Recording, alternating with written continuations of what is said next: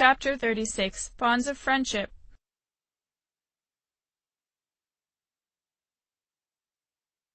October 2009. Time passed by slowly for the team as the month went on. Life for the rest of the city continued as usual, but for C's, it was as if their livelihood had been shattered.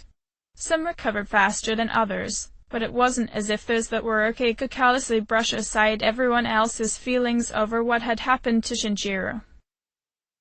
The entire dorm was split on what to do, and although she knew it wasn't the best decision, Mitsuru decided to put a hold on all things shadow-related until after midterms. This gave the members a choice of either sulking or studying.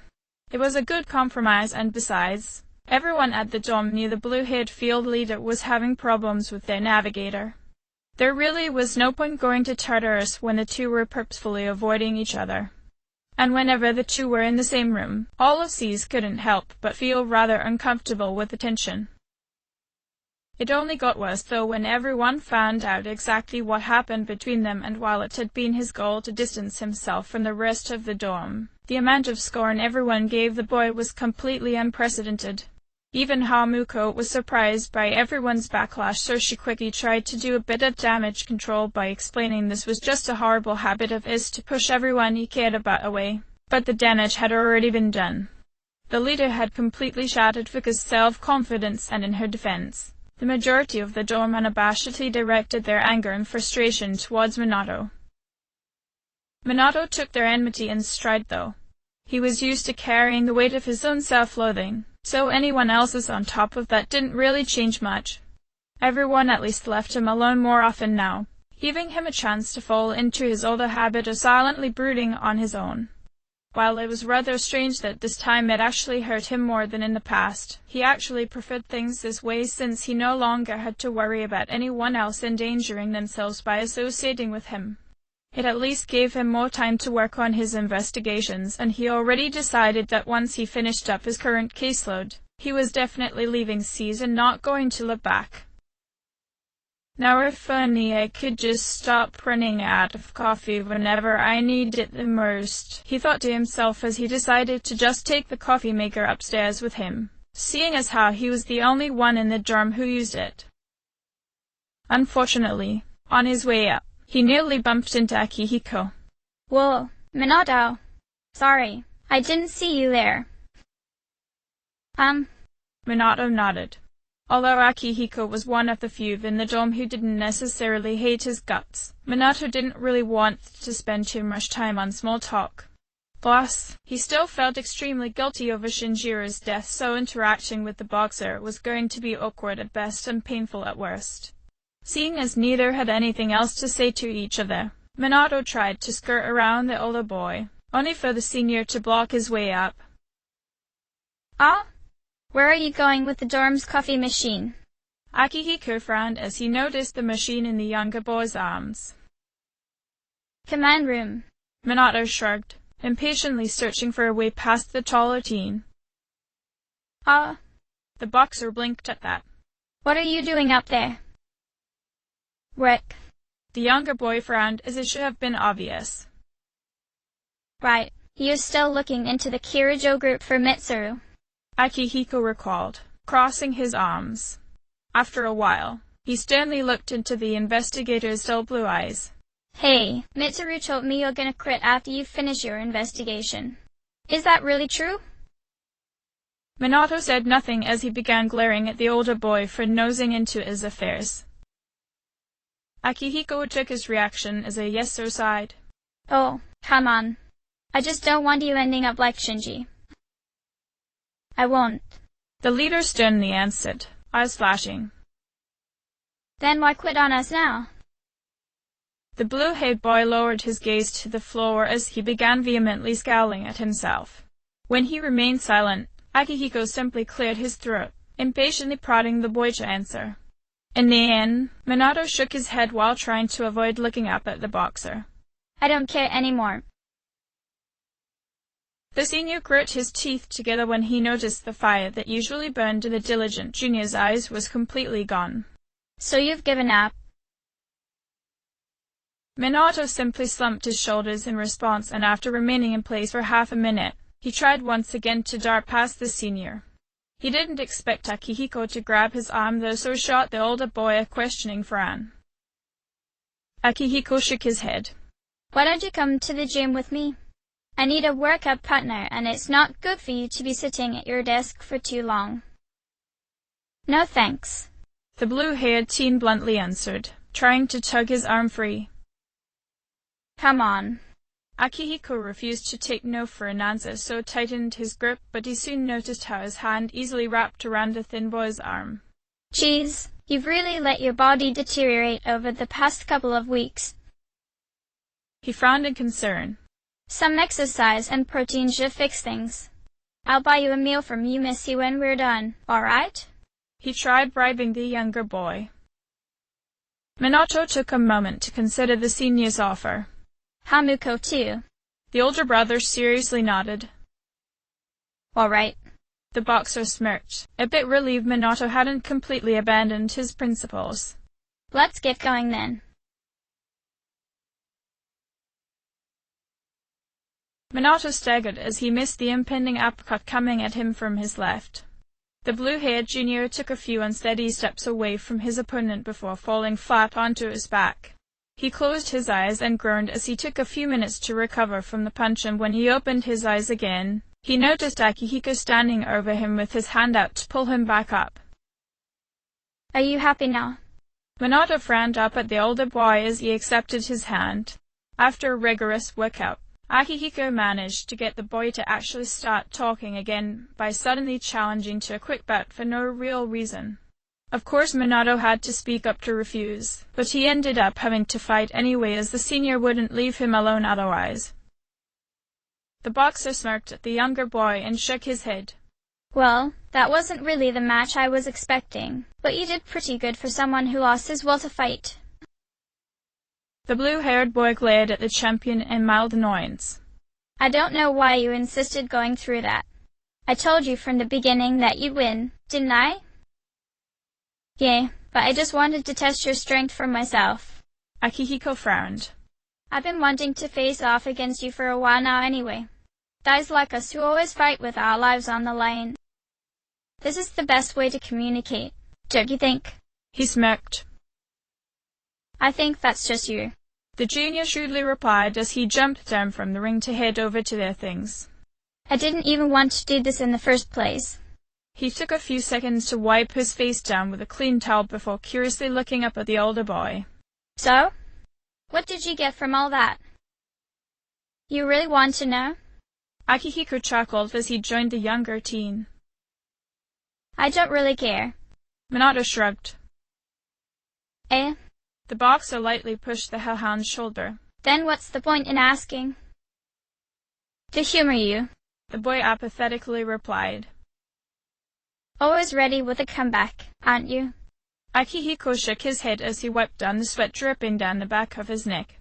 After a while, he became serious, so sternly frowned at the boy while slinging his towel over his left shoulder. Anyway, the point of that was I wanted to really see if you've given up fighting. I know you're not much of a boxer, but your style fell in line with exactly what I thought suited you. A counterpuncher. The boxer crossed his arms and nodded in impress. And a really good one at that. I probably would have lost if you hadn't been so distracted. What? Minato's eyes narrowed. You heard me. Akihiko focused his grey eyes on the C's field leader. You might not have wanted to, but the truth is, if you have to, you will. No questions asked. I didn't give you much of a choice here, so of course you couldn't back down. But still. He frowned in mild disappointment. You didn't really give me your all. Are you saying I threw that fight? No. The boxer shook his head. You at least put in some effort blocking and countering my blows, after all. The boxer frowned to himself.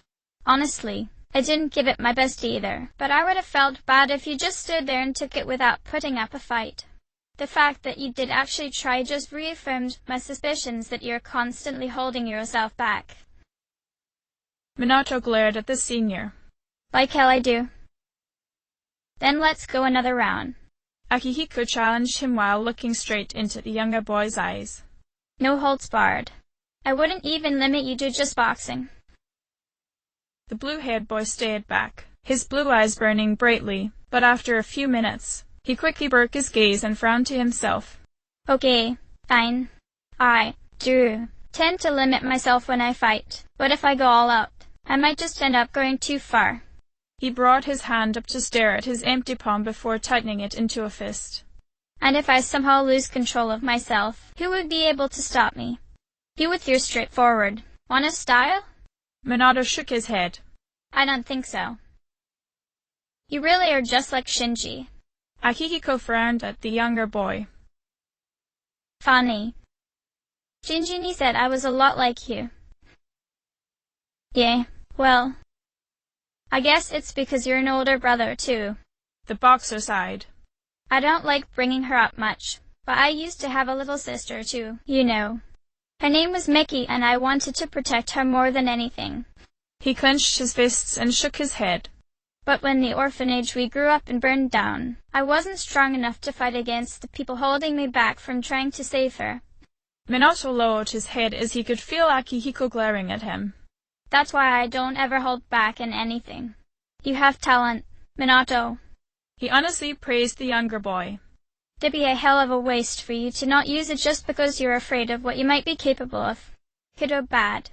He nodded. Teach. Minato turned his head away. Whatever. He scowled to himself. Whether I decide to use my talent or not is up to me. I don't need you lecturing me on how to live my life because you've never hurt another person the way Shinji and I have. The blue-haired junior's face scrunched up in pain as he thought back to how he had treated Furuka. Forget about having others forgive us for our actions, accidental or not. Forgiving ourselves isn't even an option for us, and that's something I don't expect you to understand. I guess not. Akihiko sighed as he thought back to the dorm's current situation. I do know a lot about regrets, though. You can't let them weigh you down forever. In fact, he straightened up as he remembered Shinji's final moments. You should use them to propel you forward. Difficult as that might have been for him, Shinji managed to do at least that much, even with Ken angry at him throughout it all. Minato bitterly smiled at that. Shinji really was amazing, wasn't he? Yeah. The white-haired boxer nodded while frowning to himself. I want to try to do the same, he stated in determination before kneeling down to put his equipment away so the two of them could leave. Minato watched the older boy work as he simply picked up his own duffel from the ground. The serious leader of C's sighed as he wondered if it was possible for him to ever get over all of his regrets in life. 19 October 2009. As soon as classes were let out for lunch, Minato disappeared to the rooftop as he usually did ever since Shinjiro had passed away. He looked around the empty roof before noticing it was completely void of people. This was rather rare as he would normally have to kick out a few students trying to have lunch up here before he could enjoy the peace and quiet. But seeing as how the results for their midterms were being posted today, he could see why nobody was here. He shrugged it off though as he laid down on his usual bench to stare up at the sky. Today, he was feeling a bit tired and sore. It turns out his previous workout with Akihiko left him in worse shape than he thought, so he didn't fight against his heavy eyelids trying to close. He did make sure to turn up his music player though so nothing would be able to disturb his sleep. I woke, this dark valley cold wind blows out the light of joy in starless sky. I rejoice our memory's strength that stays in my heart. Minato stopped humming and opened an eye when he felt someone standing over him. He tried to glare at whoever it was as he slowly sat up on the bench but ended up staring at his visitor in surprise when he realized it was Natsuki. Moriyama-san? Sorry to bother you. She frowned at him after he pulled his headphones down. But can we talk? Minato knit his eyebrows together in confusion, but rather than turn her away, he found himself nodding as he gave his teeth up to her. Sure. Shaking sleep from his system, he leaned back against the fence and shook sleep from his system. He frowned to himself as he wondered what she wanted from him, but she seemed to have something important to say. Perhaps it was because he was too tired to refuse, or it was relieving to have someone new talk to him after weeks of isolating himself from others, but he did his best to politely make some small talk with the girl who had sought him out. "It's been a while since we last spoke," he said, tilting his head to the side. "As I recall, that was back in June. We were in the hospital." "Yeah." Natsuki nodded. "Back then, we were both waiting for Fuka to wake up." She noticed Minato frown to himself when she mentioned her best friend. "Actually, I wanted to talk to you about her." "Oh?" The blue-haired boy sighed, as he should have known this was the case. "I don't think that's a good idea. If something is bothering Yamagishi, it would be better to go to Hamuko about it. I'm not all that close to her." "You don't have to lie, Yuki-san," Natsuki told him as she noticed his pained expression. "I saw you talking to Fuka here a few weeks ago. Then you should know we haven't spoken to each other since then." The Helon frowned. "I saw you crying afterwards," the girl added. What?" Minato's cheeks turned red. "That's ridiculous. I mean, I wasn't." Realizing he wasn't getting out of this so easily, he crossed his arms and cleared his throat. "I see." He awkwardly cast his gaze elsewhere. "So, what is it?" "Fuka's been down lately, and I guess it's because of what happened then." Natsuki sadly frowned. "I've never seen her so depressed. What you said, it hurt her a lot." "I know." Minato lowered his gaze. "Then why would you say those things?" Natsuki asked him. "I thought you were her friend. She talks about you a lot whenever we hang out." "She does?" The blue-haired boy was surprised to hear that. "She says you're the bravest person she knows." The girl nodded. "You're the one who inspires her to try her hardest. So why would you yell at her like that if you didn't mean it?" Minato couldn't look up at the female junior. "That's complicated. More complicated than that weird club you guys belong to." "Yeah." The boy nodded. "We're not allowed to discuss the activities of Cease to those not living in the dorm. But what you guys do had to do with Aragaki-senpai's death." Natsuki frowned at him. "He was a part of your dorm, too, right? I heard you say you saw him die in front of you." Minato clenched his fists. "That's not any of your concern," he sternly stated. "It is since you hurt Fuka." Natsuki challenged him. "Fuka is my best friend, and you told her it was her fault when you actually blame yourself. Complicated or not, I want an explanation." "You're not getting one from me," Minato defensively stated. "I know what I did was wrong, but it's for her own good." His fingernails dug into his own skin as his fist tightened. "It's best if she stopped relying on me anyway. There's still everyone else at the dorm, and outside just sees, she has you. I wouldn't even be speaking to you right now if that was going to be true in the future," Natsuki said with a frown. Minato looked up at her in alarm. "What?" "I'm transferring after tomorrow," Natsuki sadly told him. "And when I do, Fuka will be alone in Ekoda's class. She doesn't really fit into the classroom well, and Ekoda is always picking on her with the other students. We spend a lot of time together, but when I see her with you guys, she acts differently. She's a lot more confident, especially when you're standing right beside her." The blue-haired boy shook his head. "You just imagining things." "You know I'm not." The brunette frowned at him. The Helon faltered a bit and sighed. "If you're so concerned about her, tell my sister. Fuka probably hates me anyway." "That's not true." Natsuki shook her head. She smiled as she tried to recall something she felt the boy told her a long time ago. "I still don't remember the reason why we were hospitalized, but I do remember Fuka saving me from something. She was so brave back then." She was beginning to get a headache, so rested a hand on her head. "She collapsed. Didn't she? You were there to catch her, and I wanted to apologize to her for what had happened. I think it was my fault we were in that situation, but Natsuki gave Minato a determined look. You told me that Fuka would forgive me. Minato vaguely recalled his words. That's right. She's just too kind sometimes.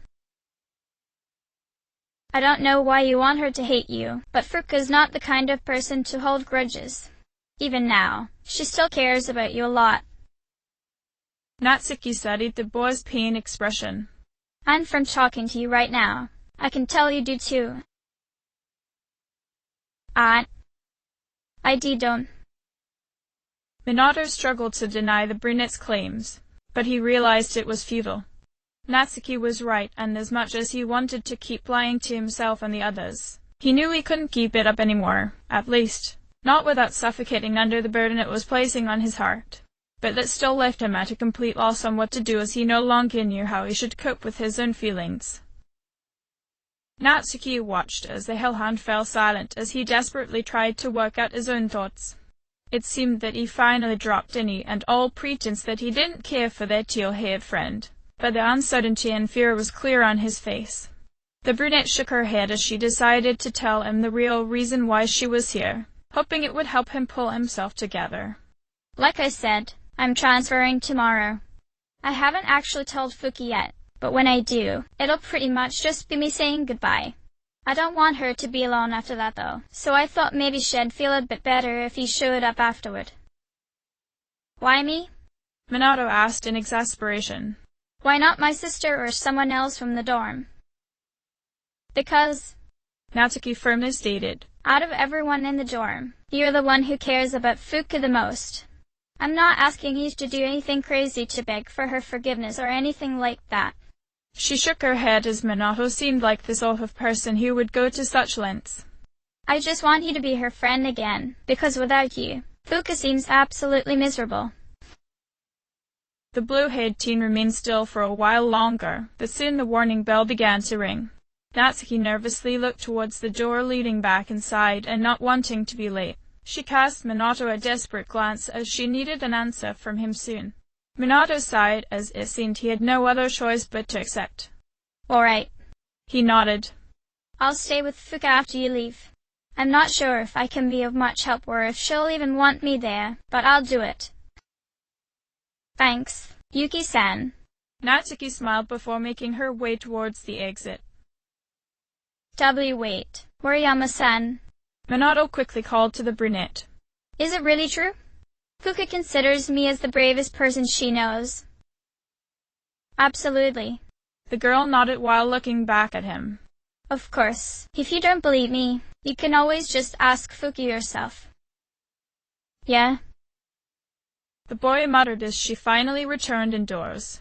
He stood outside alone for a moment longer before hurrying back to his own classroom.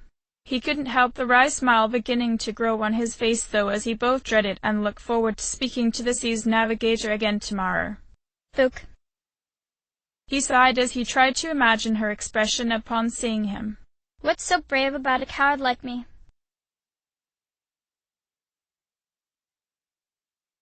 October 2009. Fuka glanced up towards Ekota as he cleared his throat to start homeroom. Oh, okay, class. I know you've been busy lately, but you all remembered to do your homework, right? Just because you are not taking a literature class next year doesn't mean you can blow off classic lit. Hey, are you listening to me? He snapped at a student dozing off in the front row. Beside the teal-haired girl, Natsuki for an error. What's wrong, Fuka? You look kinda down. Huh? Fuka turned to her in surprise. Talk to me. Her friend told her in worry. Tell me what's bothering you. Fuka lowered her gaze towards her desk as she didn't really know where to begin. Ever since the last operation, everyone has been so down.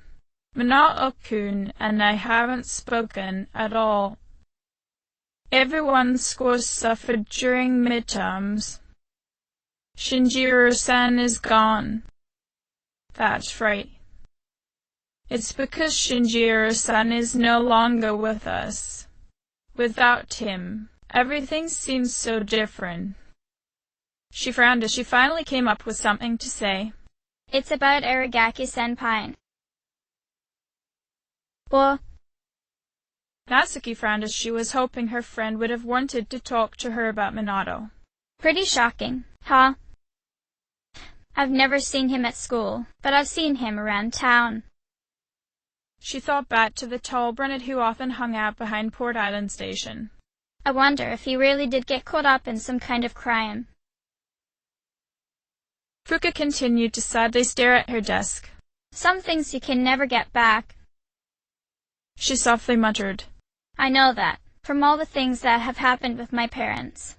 I've sort of been avoiding the question. But is it okay for me to go on like this? She clenched her fists as she remembered the look of disappointment on her father's face the last time she had seen him during summer vacation. Her thoughts then wandered to the cold gaze Minato had given her when he told her that he no longer needed her to watch over him. Lately, all I've been doing is letting everyone down. Parents, how?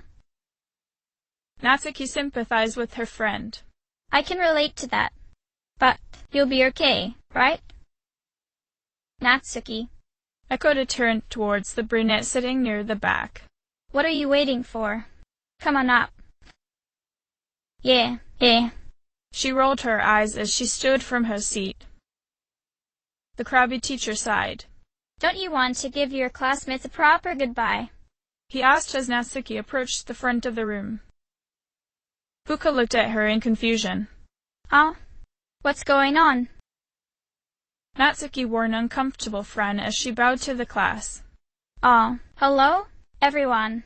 I know it hasn't been that long, but I feel like I've made some good friends, she said as she looked over towards Fuka. I'll remember each and every one of you, even after I transfer. Thank you. She glared at Akoda.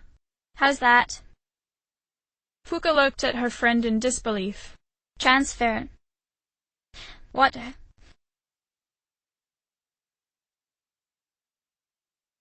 Natsuki rarely laughed.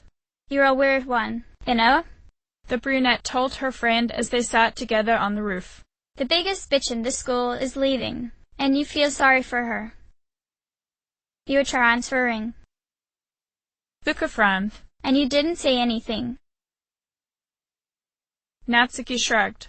It's not like telling you would have changed anything. Why make us both depressed? She rhetorically asked. Anyway, my dad's pretty sick. And they say it'll take some time for him to recover. We don't really have that much money, so we can't afford to stay here. You know, I still think you're crazy for being friends with someone like me. But, like I said before, we're both in the same boat. Natsuki frowned. My parents act like I don't exist. I hate living at home. That's why I was so jealous when you moved into the dorm. Fuka looked at her friend with concern. Natsuki-chan. But, Fuka. Natsuki sternly spoke to her. Your house is nearby and your parents are pretty normal. So, why'd you move? Fuka was a bit surprised by the question. How? She frowned to herself. Well, if you don't want to tell me, that's okay. Natsuki smiled at her. But if it's something that you and your folks can work out, then do it while you have a chance.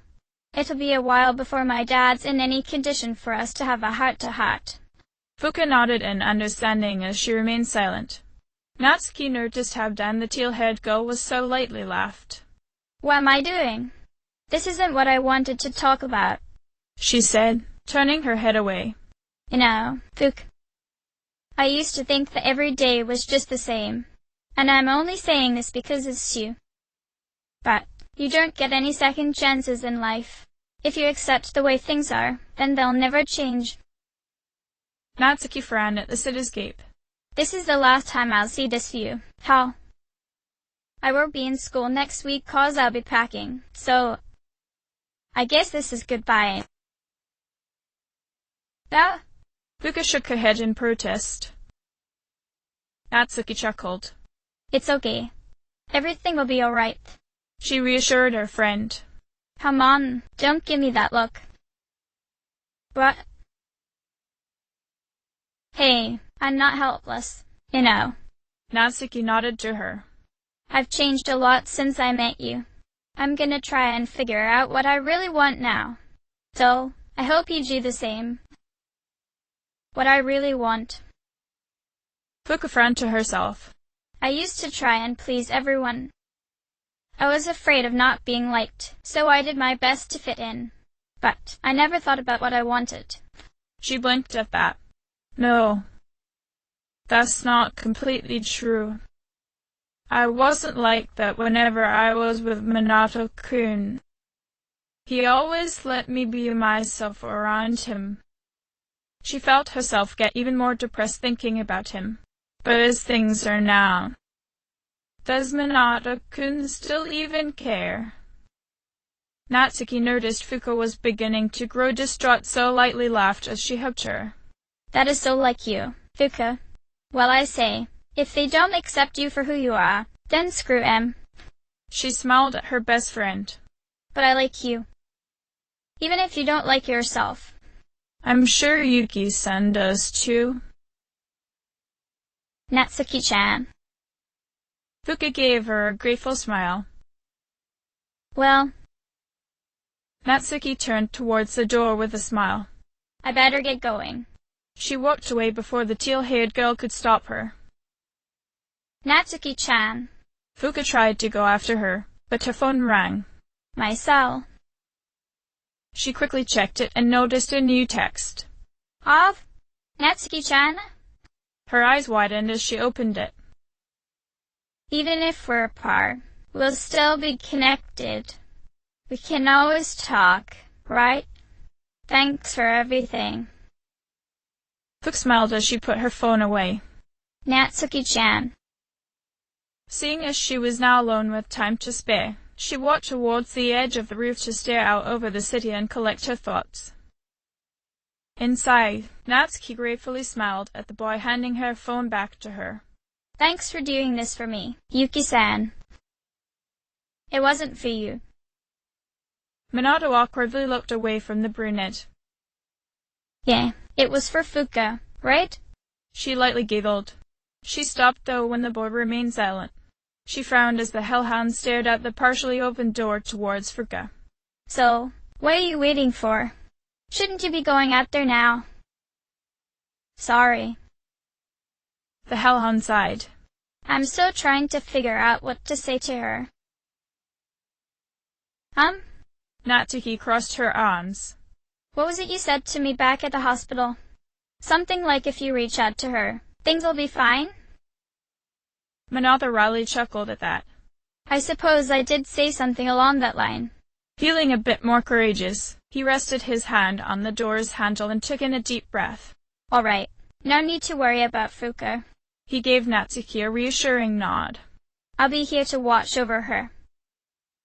I guess I'll leave Fuka to you then. She smiled at the boy, turning towards the stairs going down. Take care of yourself, Natsuki-san. Minato returned her smile with a small one of his own. The two nodded to each other in mutual thanks and understanding before parting ways. Minato's breath hitched as he silently pushed the door open. He was careful to not disturb Fuka, so quietly let the door rest before wordlessly making his way to the teal-haired girl's side. From where she stood, Fuka shifted a bit as she sensed a familiar presence approaching her. Minato froze in place as she slowly began to turn around to check who it was. Minato-kun? Fuka stared at him with wide brown eyes. It took him a while to recover from the initial shock of having her look directly at him, but he gave her his usual nod of greeting. Fuka. Minato took a few steps towards her again, but immediately paused when she slightly tensed up. He remained where he was and frowned to himself, as this was going to be as difficult as he really did thought. Fuka noticed hesitation and fear flicker across his face as he lowered his gaze to the ground. He didn't say or do anything else, and Fuka figured he was trying to pass out his next course of action. Wanting to spare him from the stress beginning to build up in his eyes, Fuka shook her head at him. What are you doing up here, Minato-kun? She asked him with an uncertain frown on her face. Minato nearly jumped back in surprise as she directly spoke to him. Well. He frowned to himself as this shouldn't be that difficult. In the end, he shook his head to himself and cautiously looked up towards the girl staring at him with such a wary gaze. He let out a heavy sigh and frowned to himself before finally answering her. I just came to check up on you. He simply told her while averting his gaze. Check on me? The teal-haired girl blinked at him in confusion. But there's nothing. She trailed off when a terrifying thought crossed her mind. She felt her body tense up as she worriedly stared at the hellhound with wide eyes.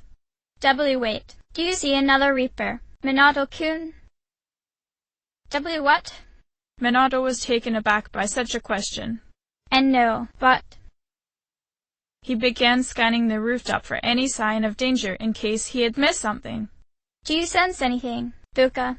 He asked while tensing up. Realizing she was riling up the teen for no reason, she immediately began trying to calm him down. And no, there's nothing wrong.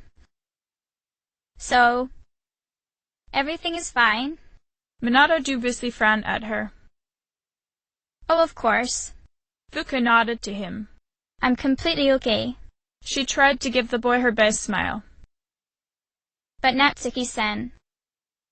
The blue-haired boy knit his eyebrows together. Were we worried about you for no reason, and... Natsuki-chan? The teal-haired junior stared at him oddly. Yay. Minato crossed his arms. She told me about her transfer and asked me to stay with you in case you were feeling a bit down. The blue-haired boy frowned at himself. If you don't want me here, I can ask Hamuko to come instead. He dejectedly started retreating towards the door. And no, that W won't be necessary, Minato-kun. Fuka hastily stopped him. She was surprised by her own actions when she suddenly grabbed his hand to prevent him from taking another step. She could the boy tense up as soon as she touched him, so she tried her best to put his mind at ease. I don't mind your company. She gave him a reassuring smile. Really? He frowned at her as he couldn't tell if she was just being honest or simply polite. He decided not to think too much into it though as he slowly allowed his body to relax in her presence. Are you sure? He asked. If you're completely uncomfortable by my presence, I can and will ask someone else to take my place. It seriously doesn't have to be me. His frown deepened into a scowl. I just don't want you to be alone. Minato-kun. Fuka sadly frowned at him. Upon hearing her say his name so gently after so long, Minato couldn't help but lift his gaze a bit, but he made the mistake of looking into her brown eyes though. Unable to look away, he allowed Fuka to deeply stare back into his blue ones, resulting in her countenance slowly beginning to brighten as a happy warmth grew inside her. Thank you, Minato-kun. The girl gratefully smiled at him. But I don't think I can ever be alone. The boy blinked at her in confusion. What do you mean? Her smile grew brighter as she lightly giggled to herself.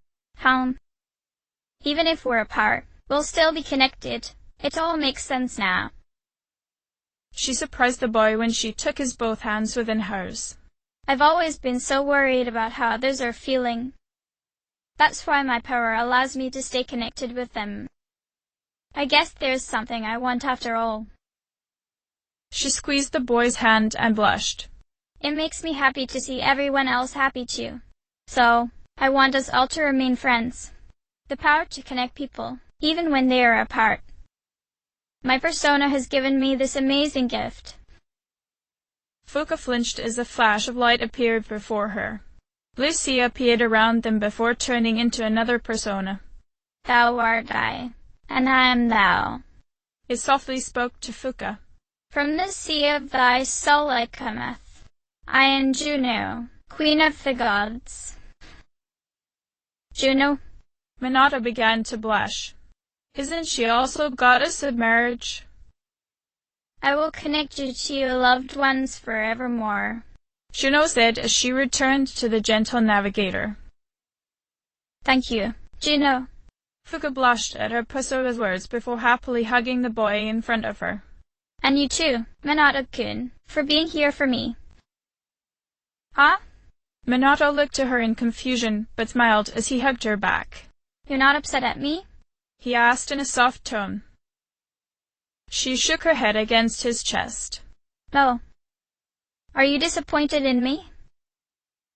I could never be disappointed in you. The boy choked out, tightening his embrace. Don't you dare think that you could ever disappoint me, Fuka. I'm glad.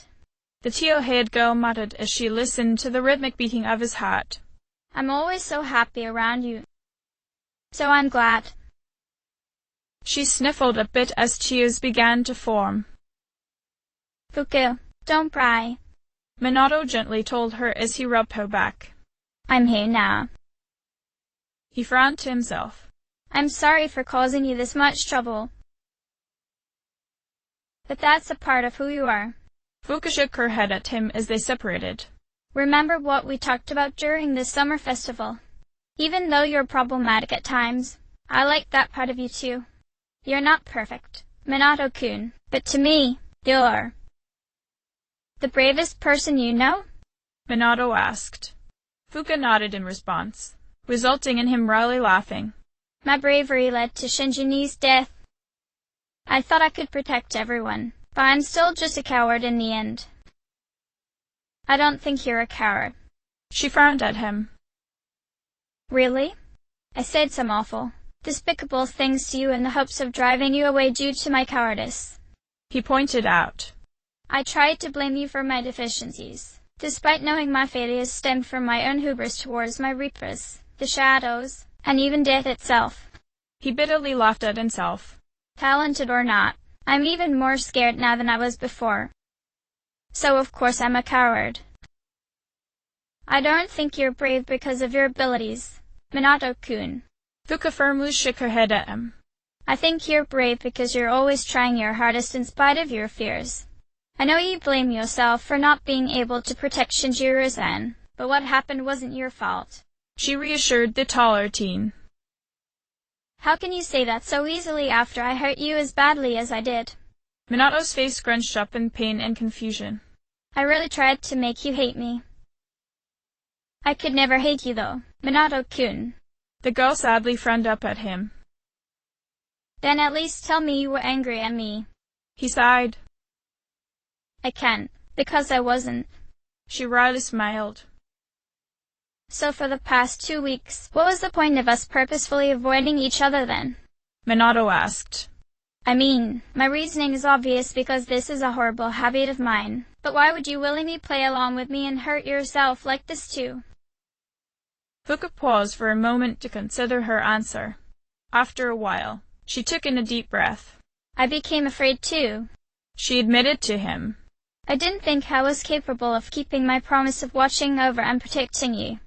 It took a while for me to understand you didn't mean any of what you said that day on the roof, but I still used your words as an excuse to break my promise to you. It wasn't a very good promise to begin with.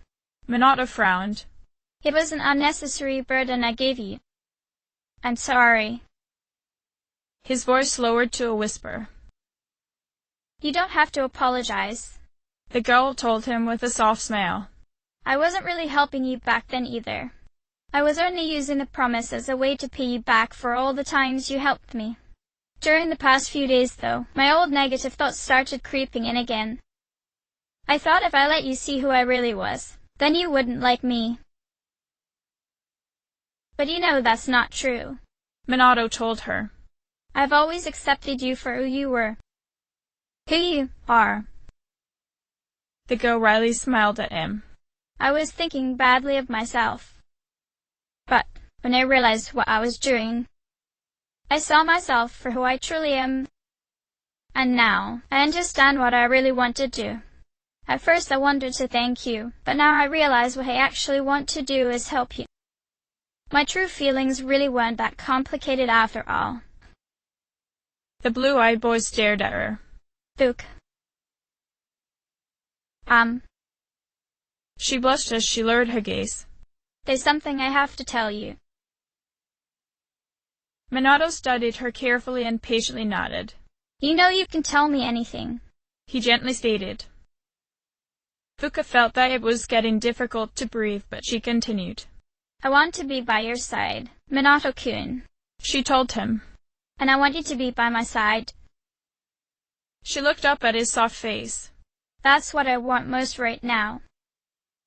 She nervously watched him and was afraid he was going to leave her again, but was surprised when he suddenly hugged her. It felt different from when she hugged him though, because it seemed as if the boy never wanted to let her go. Why, yeah, Minato shakily said. That's what I want too. Ah, really? Fuka blushed. You feel the same? He nodded his head and pulled her closer into his chest. If I didn't, the past 2 weeks wouldn't have hurt as much as they did, he stated as he decided to finally confront his own feelings towards the navigator. I won't make you promise to stay this time, but if that's what you want, that's great. I'll do my best to stay at your side too. His words began to get caught in his throat, but he forced himself to struggle past his nervousness. Because He stopped talking when he heard a stampede of footsteps climbing up the stairwell behind him. Minato-kun? Fuka frowned up at him in confusion when he reluctantly let her go. What is it? I'll tell you some other time we're alone. The boy gently smiled at her as the door began to open. Distracted, Fuka looked over his shoulder to see what was going on, but Minato continued to stare at her. I love you, Fuka, he thought to himself. I might not know how to express how I feel as well as I want to, but I truly do love you.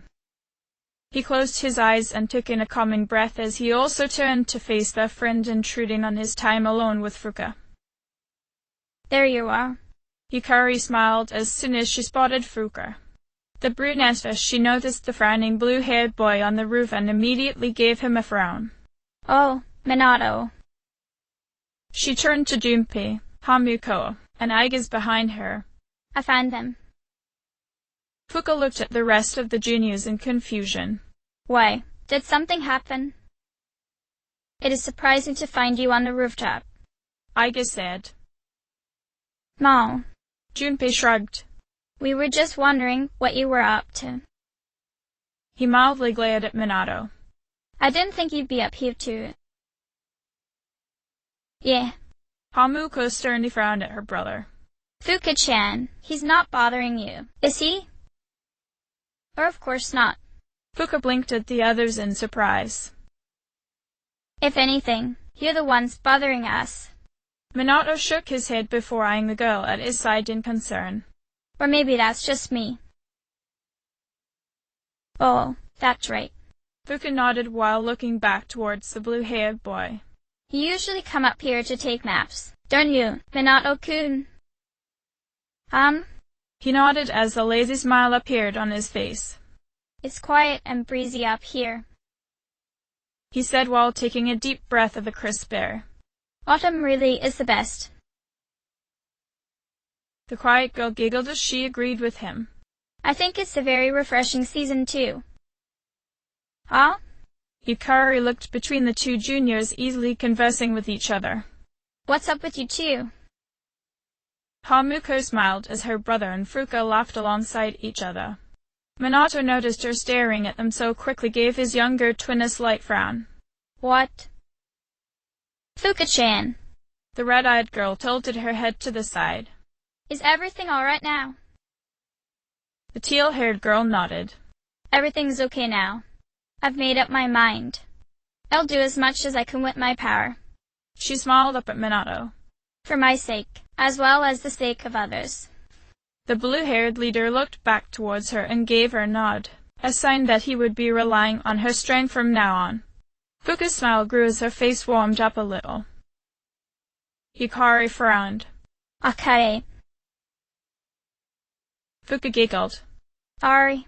I guess that was sort of random, wasn't it? I don't think so. Minato crossed his arms.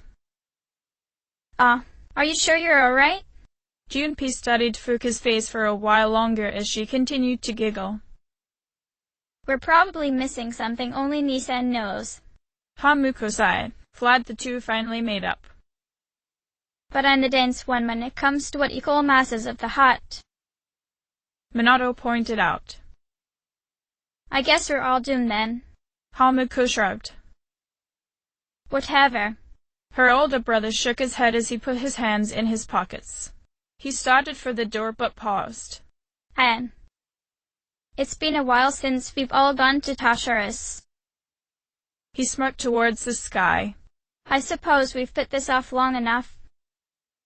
He turned to his team with an apologetic expression on his face.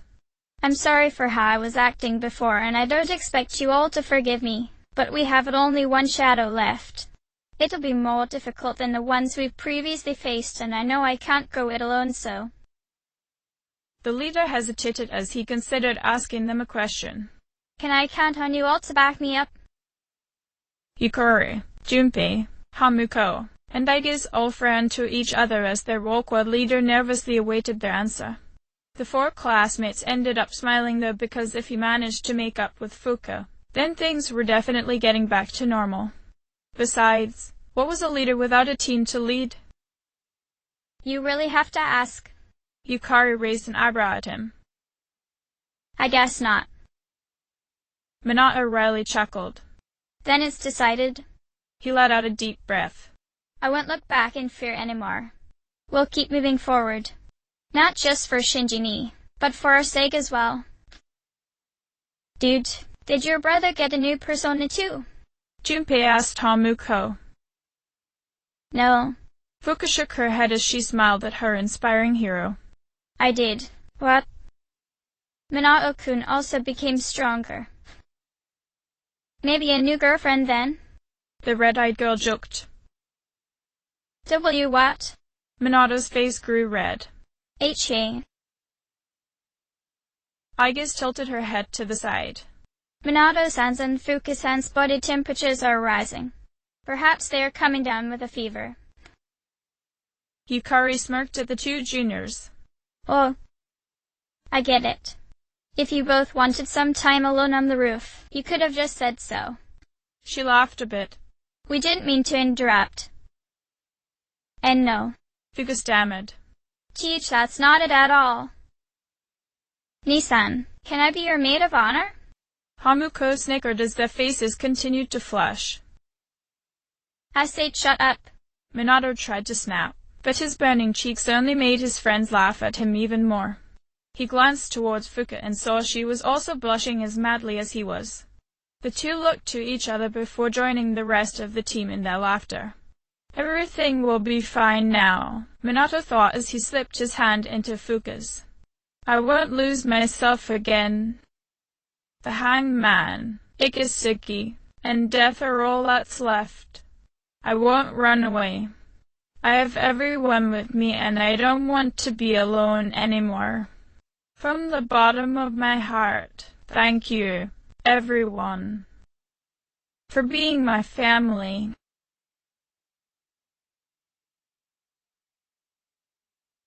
After school, Hamuko was surprised to see Kin waiting at the school gate. The young boy brightened as he saw her. Hello, Hamuko-san. Hey, Kin-kun. The older girl smiled at him. Were you waiting for someone? He lowered his gaze and nodded. Can you come with me somewhere? The red-eyed junior noticed the sad glow in his eyes and placed a hand on his shoulder. Sure. She replied as they walked to the station together. Ken took her to the back alley of Port Island Station and frowned. I'm sorry. He apologized to her again for the 100th time that month. I was too scared to come here by myself. He became silent as he stared at the place Shinjiro had shielded him from Takaya. I'm with you. Hamuko reassured him. She shifted her left wrist a bit and smiled at her watch. And Shinji-kun is too. Yes. Ken sadly smiled to himself. Thank you very much. His tiny body began shaking. It's hard to live, isn't it? He asked. Living is painful.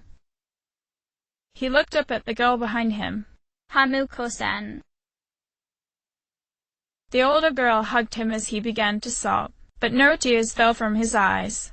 It does hurt, she said, wiping up her own tears. But it's also wonderful at the same time. That's why we have to keep living, in spite of the pain. It's okay to move on. She smiled to herself. Your mom and Shinji-kun would want you to find your future, Ken-kun. Ken nodded, and the two remained silent until the young boy calmed down. When he finally pulled himself together, he frowned up at the older girl. Hamuko-san. Yes? The girl patiently waited for the brunet. He faltered a bit, but shook his head and locked his eyes with hers. I really am sorry. I didn't mean to hurt you too, he said. He sighed to himself. Yuki-san told me that as long as I can live with my choices, I should be fine. But I don't know if I can with this one. It was a mistake after all. Hamuko giggled a bit. Ken-kun, mistakes are okay so long as you learn from them. Shinji-kun made his choice to face you too. It's not your fault. You don't have to keep apologizing to me. So you'll be alright? Ken asked her in concern. I love Shinji-kun. Hamuko nodded. Nothing will change that. He might be gone now, but I'll always cherish the time we did have together. I see. The young brunet smiled. I think I understand now. Thank you, Hamuko-san. His eyes shone in determination. Even if it hurts to live, I want Mom and Shinjiro-san to be proud of me. He blushed a bit and nervously chuckled. If it's not too much to ask, please take care of me from now on. Hamuko let out a light laugh as she ruffled the boy's hair. Of course, Ken-kun. You're like my little brother, after all.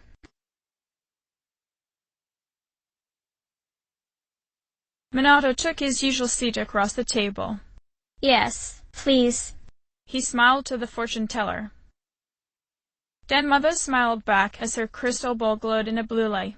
A strong wind blows across the world, sending a blue flower's petals into the air. Minato tilted his head to the side as he watched the speckles of light dance in the breeze. The flower discovered the world, made friends to protect, and has become another light. Juno's form took shape in the ball. The lights are gathering around you. Minato saw himself surrounded by his friends, casting a light over him to illuminate his large shadow until nothing was left. Be prepared. The fortune-teller warned him. I'll be careful. Minato nodded. You've reached a point where you're ready to join the light. Grandmother told him. Even so, you still carry shadows within you. That's not necessarily a bad thing. The boy shrugged. That's right. The woman nodded at him with a smile. The lights and shadows will become your strength. Farewell, then. May your future be bright. Minato stood up and politely bowed before leaving. He stared at his velvet key with a smile as he returned to the dome. Everybody's strength is my strength. I forgot that last time. I won't make the same mistake twice. I'll protect my family for sure this time. Just watch me, Chin-Chin-ni.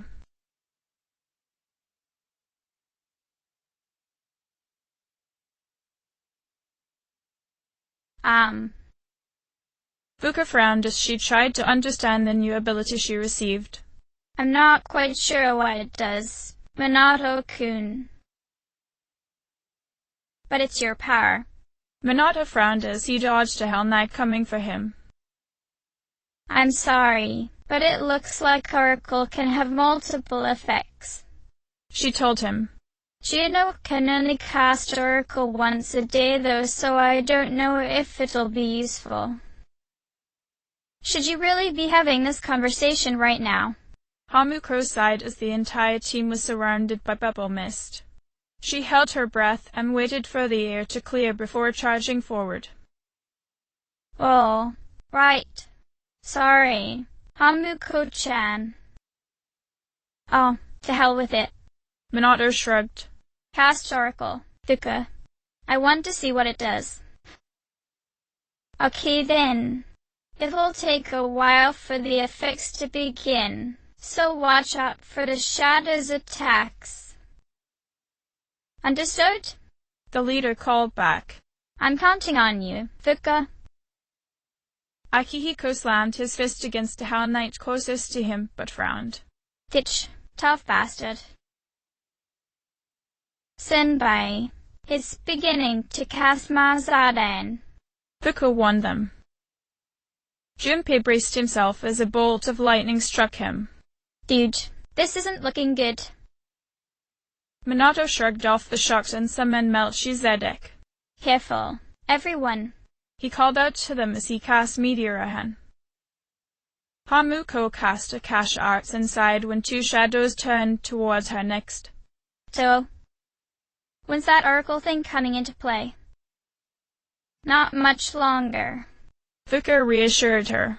Be careful of the Muto spells, Minato-kun. You're vulnerable to darkness. Koromaru growled and intercepted the spells for their leader. He barked before leaping onto a shadow. Igus went to assist the albino dog. He says, you need to pay attention to the battle. Yeah, but this might help us in the long run. Minato frowned as he used gigantic fists to damage another Hell Knight. Minato-kun. Oracle is in place. I don't know exactly what it did, but good luck. Well, here's hoping it worked. Minato tightened his grip around his sword as one Hell Knight cast Heat Wave. The boy flinched but paused when the shadow was pelted multiple times by its own attack, killing it. Fuka, I think Oracle saved us. That's a relief. The ghost sighed. Minato blinked as another Hell Knight tried to cast Mazadan only to have that bounce back at it too. Yeah. We've got it, Fuka. He jammed his sword into the last shadow and smirked at the critical blow he delivered. Everyone with me? He called out to his team to confirm their positions. Once everyone was ready, he signaled their charge. Get ready for some mass destruction. He smirked as they finished the battle. Enemy defeated. Good job, everyone. Fuka said. Thanks for your hard work, Fuka. Minato said as he caught his breath. Oracle saved us back there. I'll be relying on your power from now on. A few nights later, the team was held up by another powerful shadow. Thinking Oracle would change the situation, Minato once again asked Fuka to cast the ability on the team. Oracle, standing by. Hang in there, everyone. Minato called out to his team. Hamuko frowned as she temporarily raised everyone's evasion. Nissan, you can't really expect Oracle to do the same thing as before, right? Fuka-chan said it has multiple effects. Yeah, but we kinda need the help right now. Her brother argued back as the mythical gigs cast Marajidine, Danny Mitsuru. Yukari. Kang, help her. He called out. Minato-kun, I'm invoking Oracle. Fuka notified him. Okay. Minato let out a sharp cry as an explosion erupted from the team. Everyone was down and the shadow loomed over him. The boy's blue eyes widened as he rolled out of the way before it could stomp on him. Melchizedek. Meteorahan. Hamuko rolled her eyes as she and Mitsuru cast two mind-charged Bufadines on the shadow, defeating it. I told you. The red-eyed junior scolded her brother. Fuka. Minato nervously spoke into his headset. What was that? Sorry, Minato-kun. It looks like Oracle isn't very reliable. Well, at least I know it has its limits. The leader sighed. Well, that's fine. You do more than enough watching the battles anyways, Fuka. We'll just have Oracle be a last resort. Understood. Fuka replied. You should all return to the lobby now. She suggested to him. I don't sense any more powerful shadows above you, but it looks like you're all tired. We can finish the next few floors another time. Got it. The blue-haired boy nodded. He looked over to his team and took an unsteady step forward before falling to the ground. Nope, never mind. He watched as Mitsuru, Hamuko, Gen, and Yukari collapsed to the ground too. Buka, send Akihiko, Junpei, and Aiga's up to get us. I don't think I can feel my legs.